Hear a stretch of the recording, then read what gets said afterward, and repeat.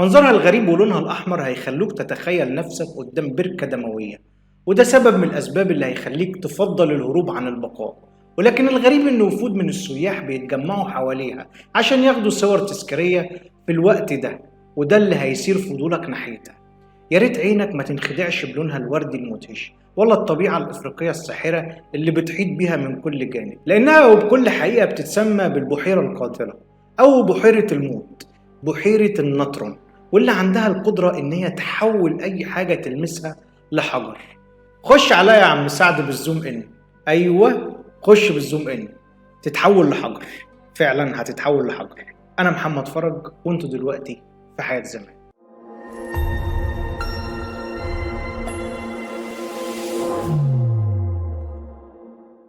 في الحقيقة ممكن ناس تقول على اللي فات ده خيال أو أسطورة اخترعها الشعوب، لكن المفاجأة إن البحيرة دي حقيقية ومش خيال.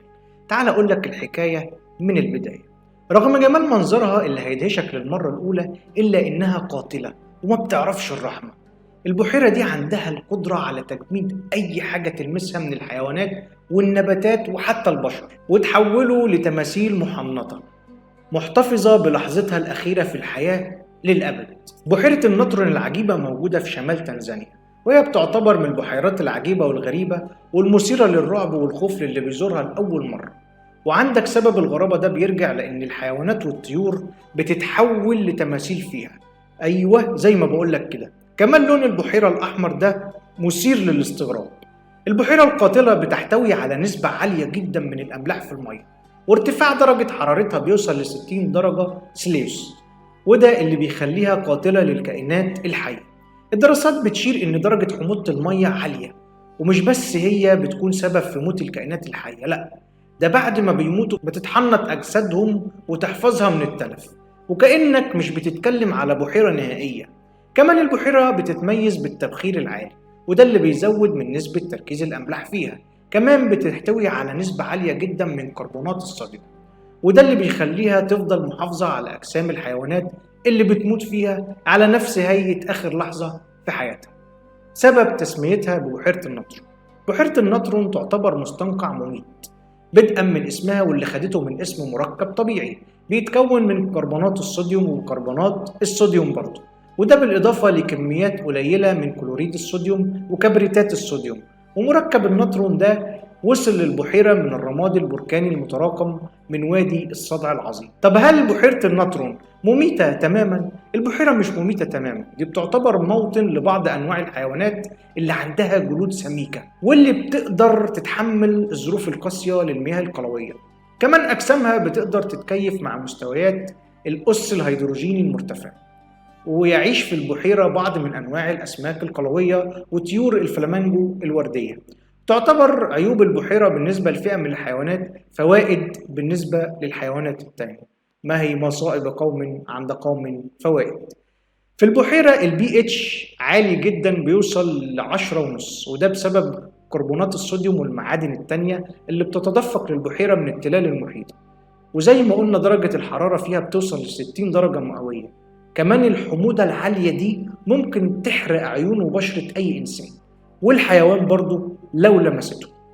جه الدور على إني أجاوب على اللي جه في دماغك، وهو إزاي طيور النحام تحديدا قدرت تعيش في البحيرة. ودي نوع من أنواع الطيور بيعيش ويتعايش ويتكاثر في البحيرة. في موسم التكاثر بيجي أكتر من 2,000,000 طائر من طيور النحام الوردي للبحيرة نفسها عشان يقدروا يتكاثروا فيها. وده لأن البحيرة السامة نفسها بتوفر للطير ده المناخ الآمن من افتراس الحيوانات التانية اللي بتخاف تقرب من البحيرة لسميتها الشديدة. وكمان خلايا الطير نفسه بتكون مضادة للسموم، وبيبنوا أعشاش على جزر صغيرة بيتم تكوينها في موسم الجفاف. سبب لون البحيرة الأحمر إيه؟ يعود سبب لون المياه الملونة للبحيرة للكائنات المجهرية صاحبة اللون الأحمر، واللي بتظهر أكتر في المياه المالحة، وبيكون اللون القرمزي أكثر إثارة في نهاية موسم الجفاف لما بيكون مستوى مية البحيرة منخفض، وده ما اكتشفهاش البشر لحد سنة 1954. طب ازاي بقى تم اكتشاف بحيرة الموت؟ لما كان مصور الحياة البرية براندت في إحدى جولاته الاكتشافية في شمال دولة تنزانيا، اكتشف عن طريق الصدفة البحيرة الفريدة من نوعها. في البداية افتكر إنها مجرد بحيرة عادية بلونها الوردي الجميل، لكنه بعد وقت قصير لما وصل ليها بدأ في معرفة خباياها.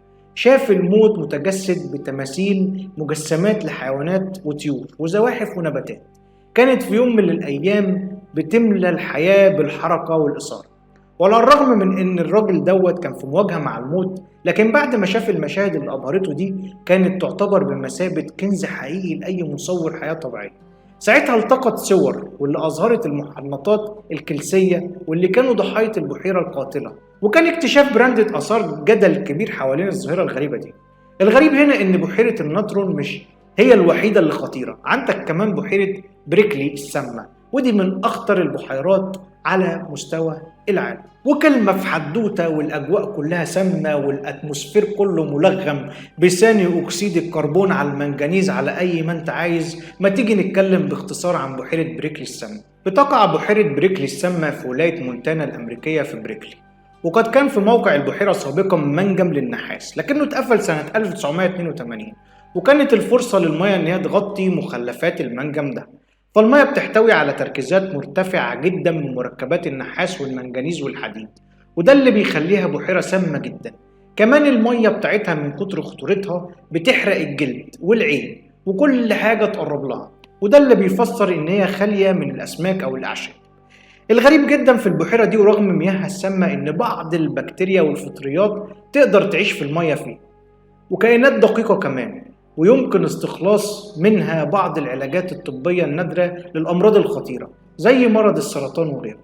قصص البحيرات الغريبة كتير والعجيبة أكتر، ولو حابين تعرفوا أكتر عن أسرار البحيرات وإيه قصصهم الكتيرة قولوا لنا في الكومنتات. لكن النهاردة وتحديدا دلوقتي احنا خلصنا حكاية النهاردة. قول لنا في التعليقات رأيك في الحكاية، وما تنساش تعمل لايك للفيديو عشان يوصل لأكبر عدد ممكن من عشاق المواد. فريق عمل حياة زمان يتشرف بمتابعتكم على صفحتنا على الفيسبوك، ولو بتشوفنا على اليوتيوب اعمل سبسكرايب ولايك، ولو عجبتكم الحلقة ما تنسوناش في الشير. شكرا ونشوفكم على خير.